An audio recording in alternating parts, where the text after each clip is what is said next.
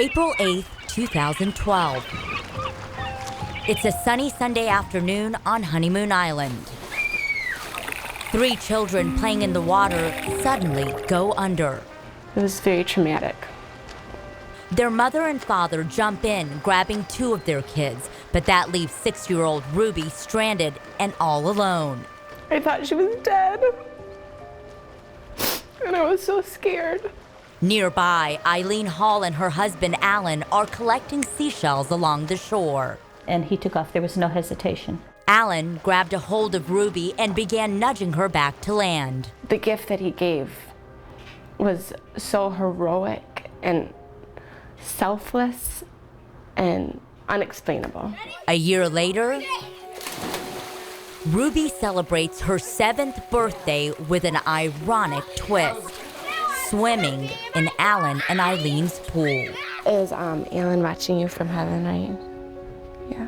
While Ruby made it out that April Sunday, Alan did not.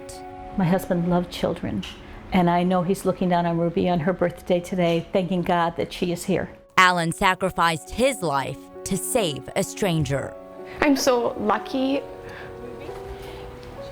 for her to have forgiven me for Alan leaving her. From a heartbreaking instant of triumph and tragedy, We connected. these 2 families now share a special bond. There's a connection between my husband and Ruby, and will be forever.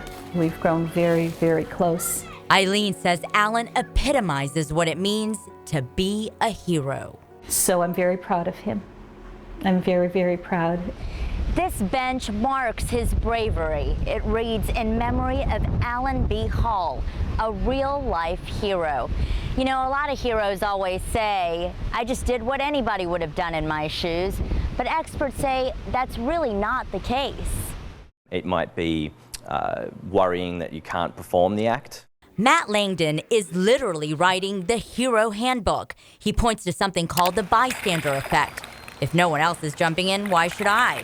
But he says anyone can train themselves to be a hero. If you imagine yourself in these situations and what you would do, it prepares you. And I think that came into play with Mr. Hall. Is he saw the problem and probably imagined, okay, if something happens, I'm going to have to jump in. And then something did happen and he jumped in. Eileen agrees. She says Alan always helped others and had every characteristic of being a hero. And either you hesitate because you're frightened, or you don't think and you go. A life-saving decision made in a flash. It would have been devastating to lose my children. A decision that granted Alan the prestigious Carnegie Hero Award. But for Eileen, the real gift of his heroism is right beside her. I'm sure he's very grateful that he died in such a way that he could save someone, especially a little girl like Ruby. You just played chopsticks.